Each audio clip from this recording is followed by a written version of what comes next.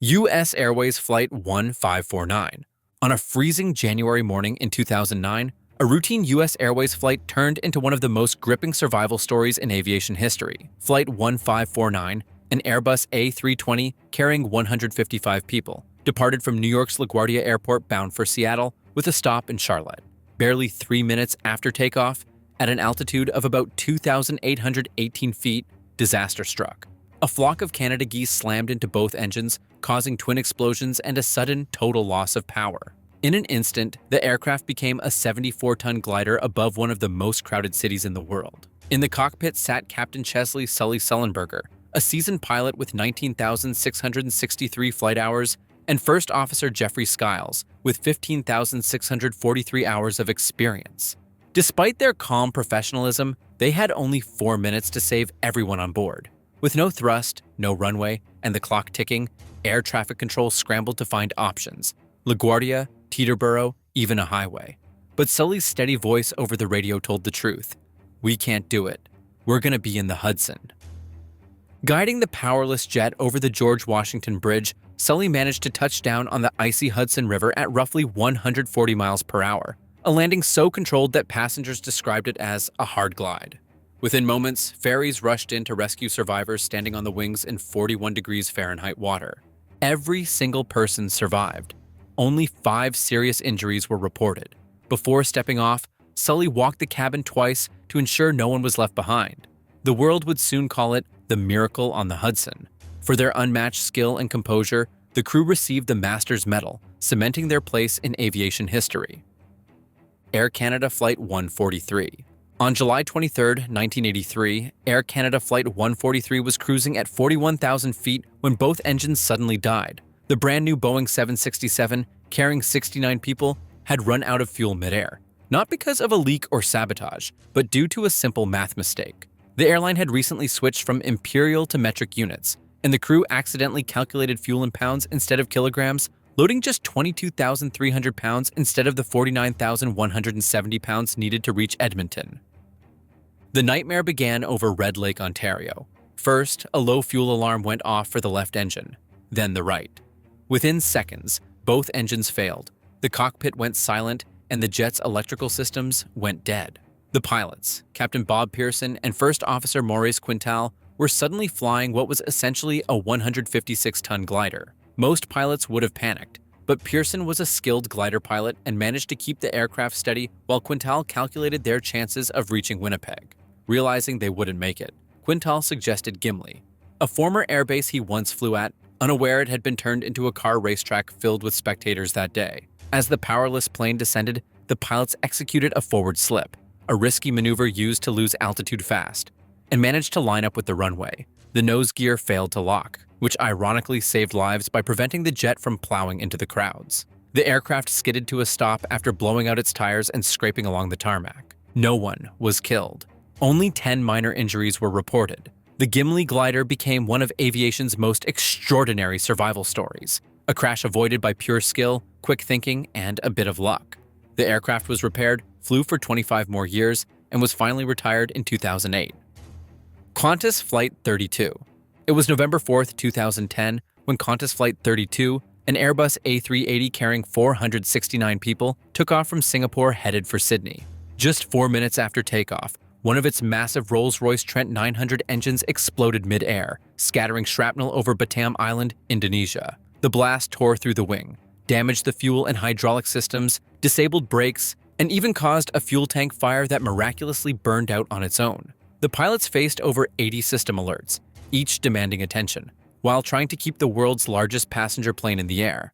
Captain Richard Champion de Crespigny, a veteran with 35 years of flying experience, stayed calm. With 4 other pilots assisting, the crew spent nearly 2 hours troubleshooting before deciding to land 50 tons over maximum landing weight at Changi Airport. The approach had to be 40 miles per hour faster than normal, and when the A380 finally touched down, 4 tires burst. One engine refused to shut off, forcing firefighters to spray it until it died out. Despite everything, all 469 people survived, a testament to skill and teamwork under chaos. The investigation revealed a shocking cause. A misaligned oil pipe, thinner on one side due to a manufacturing flaw, had cracked and triggered an oil fire inside the engine. The damage repair cost about $145 million, with 3.7 miles of wiring replaced and 4 new engines installed. Qantas later received $100 million in compensation from Rolls-Royce. The incident shook the industry. Rolls-Royce shares dropped 10%, A380 fleets were grounded worldwide, and stricter inspection orders followed. Aviation experts hailed the flight as one of the finest examples of airmanship in history. The same aircraft, VHOQA Nancy Bird Walton, returned to the skies in April 2012, stronger, heavier by 207 pounds, and forever part of aviation legend. British Airways Flight 5390. On June 10, 1990, British Airways Flight 5390 took off from Birmingham, England, bound for Malaga, Spain, with 87 people on board. The weather was calm, and the captain had just taken control, when, at 17,300 feet, a deafening explosion ripped through the cockpit. The left windscreen panel had blown off, triggering a violent explosive decompression. In a split second, Lancaster was sucked halfway out of the cockpit, his body pinned by hurricane-force winds as the aircraft screamed downward. The co-pilot, with 7,500 flight hours, grabbed the controls while flight attendant Nigel Ogden lunged forward and clung to the captain's legs. The wind was so fierce it tore papers, checklists, and even the cockpit door loose. Ogden's face froze and his shoulder dislocated, but he refused to let go.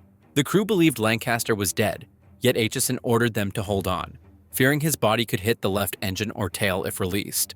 For 20 agonizing minutes, the captain dangled outside while Aitchison performed an emergency descent, battling deafening wind and zero communication with air traffic control.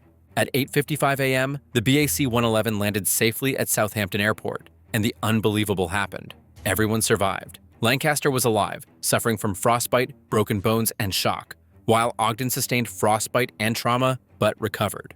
The investigation later revealed the cause. 84 screws securing the windscreen were 0.026 inches too small and 6 were too short, installed during maintenance without proper verification. That tiny error nearly cost 87 lives. The crew's heroism earned them the Queen's Commendation for valuable service in the air, and Aitchison received the Polaris Award, fitting recognition for what became known as one of the most astonishing mid-air survivals in history. British Airways Flight 38. British Airways Flight 38 was supposed to be an ordinary trip from Beijing to London, a 5,000-mile flight that turned into one of aviation's most studied near disasters. On January 17, 2008, the Boeing 777-36ER, carrying 152 people, suddenly lost power in both engines just 2 miles from Heathrow's runway. The pilots had seconds to act. As the aircraft glided dangerously low over Myrtle Avenue, it crash-landed 890 feet short of the runway. The landing gear broke off, puncturing fuel tanks and tearing into the fuselage. Yet, miraculously, no one died. 47 people were injured, 1 seriously. The aircraft, registration GY-MMM, was damaged beyond repair, making it the first Boeing 777 ever written off. Investigators from the Air Accidents Investigation Branch later uncovered an unnerving truth. The engines weren't to blame. Ice was. During the flight over Siberia, fuel temperatures dropped to around 29 degrees Fahrenheit. Though still above freezing, tiny amounts of water inside the fuel turned into ice crystals, which gradually built up in the fuel lines. When the pilots demanded full thrust during landing, the sudden rush of warmer fuel dislodged the ice, sending slush into the fuel oil heat exchangers of both Rolls-Royce Trent 895-17 engines. The ice instantly refroze, choking off the fuel supply. Rolls-Royce was forced to redesign the FOHE, and aviation regulators made the fix mandatory for all affected engines before January 1, 2011. The pilots, Captain Peter Burkle and Senior First Officer John Coward, were hailed as heroes for saving every life on board. The crash temporarily paralyzed Heathrow operations and cost millions in recovery and cancellations. But it also changed aviation design standards, exposing a flaw no one had seen coming. That ice and clean fuel could quietly bring down a jet worth over $200 million without a single engine failure. Japan Airlines Flight 516. On January 2, 2024, Tokyo's Haneda Airport turned into a scene of chaos when Japan Airlines Flight 516, an Airbus A350, collided with a Japan Coast Guard DHC-8 on runway 34R. The JAL flight, carrying 379 people, had just landed from Sapporo when it struck the smaller Dash 8, which was preparing to deliver earthquake relief supplies to Niigata after the devastating 2024 Noto earthquake. The impact triggered a massive fireball that destroyed both planes, killing 5 of the 6 Coast Guard crew members and leaving 17 passengers injured. Though remarkably, everyone aboard the A350 survived. The evacuation of the A350 was nothing short of extraordinary. Within 11 minutes, 367 passengers and 12 crew escaped through 3 slides as flames consumed the fuselage. The cabin crew's quick coordination, shouting instructions after the intercom failed, prevented chaos. None of the passengers grabbed luggage, which played a major role in the swift escape. Experts later called it a miracle evacuation, crediting both the crew's discipline and the A350's carbon fiber composite body, which resisted the fire long enough for everyone to get out. Investigations revealed that Flight 516 had landing clearance, but the Coast Guard aircraft never had permission to enter the runway.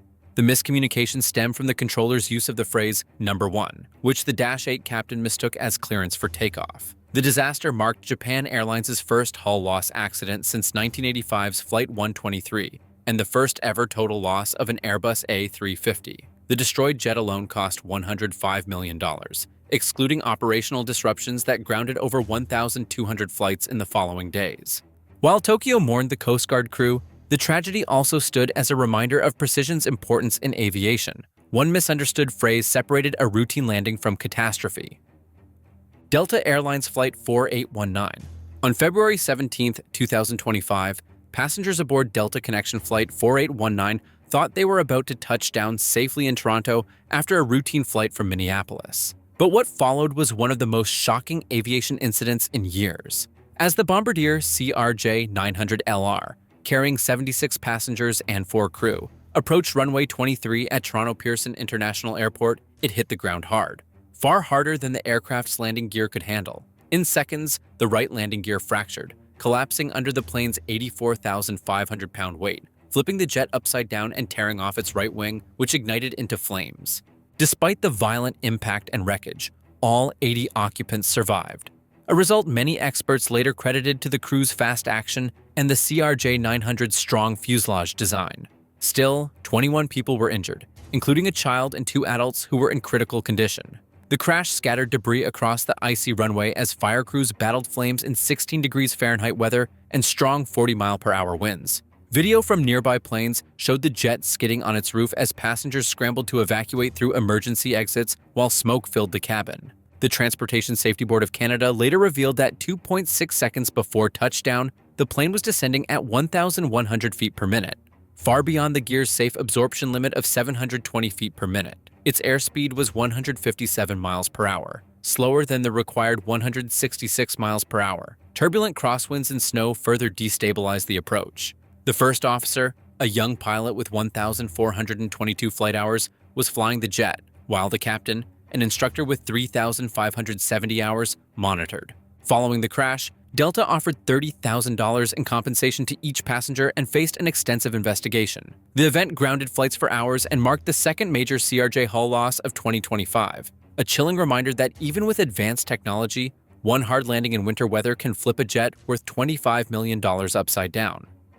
LOT Polish Airlines Flight 16. On November 1, 2011, passengers aboard LOT Polish Airlines Flight 16 braced for what would become one of aviation's most incredible displays of skill. The Boeing 767-35DER named Poznan was flying from Newark, New Jersey to Warsaw, Poland, carrying 231 people, and not a single one would be lost that day. 30 minutes after takeoff, a warning light signaled trouble. The center hydraulic system had failed, leaking out every drop of fluid responsible for controlling the landing gear. The pilots decided to continue across the Atlantic to burn fuel, knowing they might have to touch down without wheels. When the aircraft approached Warsaw hours later, the crew discovered the gear wouldn't extend. Not manually, not hydraulically, not at all. F-16 fighter jets were scrambled to fly beside the Boeing, confirming the worst. The landing gear was fully retracted. Captain Tadeusz Wrona, a 57-year-old pilot with 20 years on the 767, and First Officer Jerzy Szwarc, aged 51, began circling for over an hour, dumping fuel and waiting while emergency crews foamed the runway. The airport was evacuated, nearby roads were shut, and hundreds of firefighters stood ready for what seemed inevitable disaster. At 2:40 p.m. local time, Flight 16 descended toward runway 33. The 180,000-pound jet touched the ground on its belly, sparks slicing across the tarmac, metal grinding, yet perfectly balanced. Within 90 seconds, all passengers were safely evacuated. 0 fatalities, 0 serious injuries. The aircraft, worth around $90 million, was declared a total hull loss. Investigators later found a popped circuit breaker, a small detail that had disabled the backup landing system. It was a mechanical failure that could have ended in tragedy, but instead turned into legend. In Poland, a new saying was born: fly like an eagle, land like a crow. Air France Flight 358.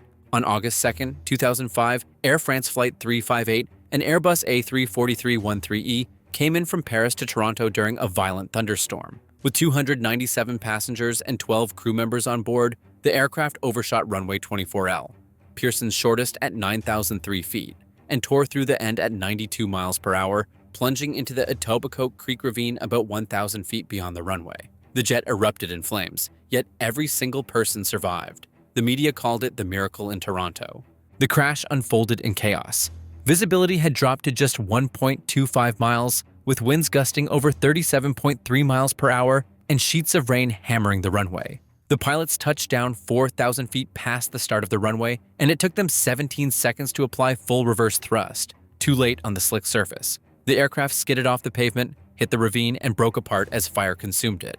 Inside, the flight attendants acted swiftly, getting all 309 occupants out within 90 seconds, even as flames licked the fuselage and one emergency slide failed. Emergency crews reached the wreck within 52 seconds, pulling passengers to safety. Still, 43 people were injured, mostly broken legs, spinal fractures, and smoke inhalation. But none fatally. The Transportation Safety Board of Canada later ruled the crash resulted from pilot error combined with severe weather. They found no mechanical faults, only delayed reactions and poor judgment under storm conditions. The incident led to sweeping aviation reforms in Canada. Investigators urged airports to add 1,000-foot safety zones at runway ends and called for stricter pilot training for landings in bad weather. Air France later settled with passengers for $12 million, with compensation ranging from $5,000 to $175,000 each. Despite the destruction, an aircraft worth over $200 million, the survival of everyone aboard remains one of aviation's most extraordinary escapes.